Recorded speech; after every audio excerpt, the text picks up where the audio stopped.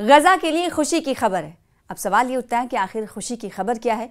गजा और फ़लस्तीन के लोगों के लिए इस खुशी की खबर में दरअसल एक ऐसा फैसला है जो गजा के लोगों के लिए कहीं ना कहीं फ़ायदेमंद साबित होगा। फैसला यह है कि इसराइल का LNB राहदारी को खोलने का ऐलान हुआ है। उर्दून से अब गजा पहुंचेगा इमदादी सामान। इसराइल ने उर्दून से मुत्तसिल LNB क्रॉसिंग खोलने का ऐलान कर दिया है, जो कि फ़लस्तीनी आवाम और गजा के लोगों के लिए ये बहुत बड़ा फैसला है। ये क्रॉसिंग बुध से खोली जाएगी। गजा के लिए इमदादी सामान और तिजारती अशिया की आमद-ओ-रफ्त के लिए इसराइल ने उर्दून के साथ LNB क्रॉसिंग को दोबारा खोलने का ऐलान किया है। इसराइल ने उर्दून से मुत्तसिल LNB क्रॉसिंग खोलने के ऐलान किया है। इसके हवाले से खबर आपको दे रहे हैं कि ये खबर फ़लस्तीनी लोगों के लिए किस हद तक फ़ायदेमंद साबित हो सकती है, मुस्तफ़ीद साबित हो सकती है और इससे किस हद तक गजा के लोग फ़लस्तीनी आवाम इस्तिफ़ादा उठा सकते हैं, इस्तिफ़ादा कर सकते हैं। मीडिया रिपोर्ट्स के मुताबिक ये क्रॉसिंग बुध से खोली जाएगी। गजा के लिए इमदादी सामान और तिजारती अशिया की आमद-ओ-रफ्त के लिए इसराइल ने उर्दून के साथ LNB क्रॉसिंग को दोबारा खोलने का ऐलान किया है। इस क्रॉसिंग के दोबारा खोले जाने से उर्दून से गजा में इमदादी सामान और तिजारती अशिया की रसाई हो सकेगी आसानी से। इजरायली सिक्योरिटी हुक्काम ने बताया कि क्रॉसिंग खुलने के बाद ड्राइवर और कार्गो ट्रक्स की सख्त स्क्रीनिंग की जाएगी और इस हवाले से खुसूसी सिक्योरिटी फोर्स भी तैनात कर दी गई है। ख्याल रहे कि ये क्रॉसिंग सितंबर 2023 से बंद थी। देखिए, 2023 से इस क्रॉसिंग को बंद कर दिया गया था।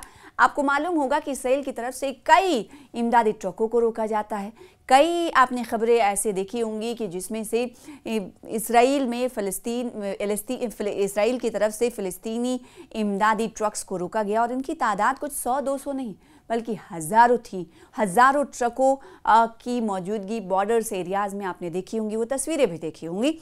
LNB जो है वो 2023 में क्रॉसिंग को बंद किया गया था और जिसके बाद अब इसराइल ने फैसला लिया है कि इसे खोल दिया जाएगा, जिसके ज़रिए इसराइल अब यहाँ पर खुसूसी सिक्योरिटी को तैनात कर रखा है, जो भरपूर तरीके से स्क्रीनिंग करेंगे। यानी इमदादी सामान जो फ़लस्तीनी लोगों के लिए जा रहा है और गजा के अवाम के लिए जा रहा है, उसकी भरपूर तरीके से स्क्रीनिंग की जाएगी फ़लस्तीनी फ़ोर्स की तरफ से। और इसीलिए इस LNB क्रॉसिंग पर आपको बताएं कि खासा नाका इसराइल की तरफ से तैनात किया गया है।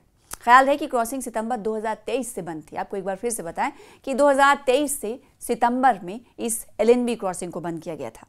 वाज़ेह है कि इसराइल ने शाह हसन ब्रिज को उस वक्त बंद कर दिया था जब एक उर्दूनी ट्रक ड्राइवर ने एक इसराइली फ़ौजी और रिजर्व अफसर को सरहद पर गोली मारकर हलाक कर दिया था। अब सवाल ये उठता है कि इसे बंद करने के पीछे की वजूहात क्या थी।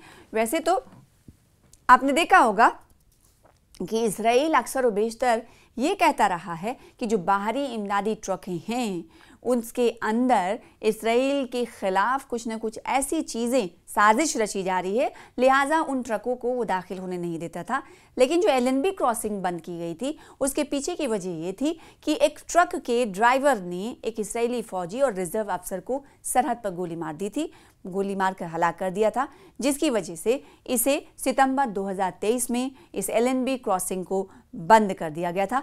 तब से लेकर अब 2025 सितंबर गुजर चुका है, यानी 2 साल के वक्फे के बाद तकरीबन इस क्रॉसिंग को खोला गया है। अब इस क्रॉसिंग से सैकड़ों की तादाद में इमदादी ट्रकें अब फ़लस्तीन और गजा में जा सकती हैं।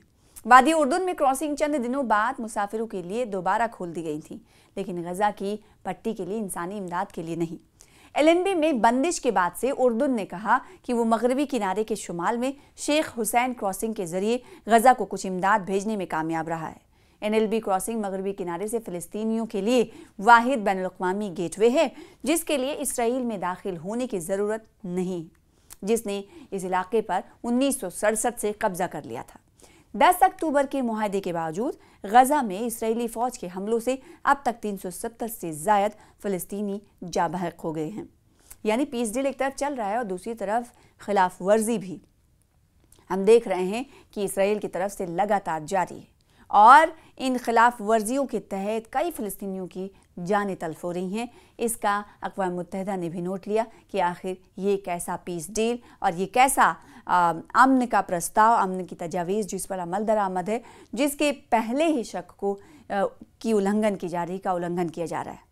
लेकिन कहीं ना कहीं बहुत हद तक आपको बताएं कि एलएनबी क्रॉसिंग के खुलने से फ़लस्तीनी आवाम को, गज़ा के आवाम को कहीं ना कहीं राहत भरी खबर ज़रूर मिली है।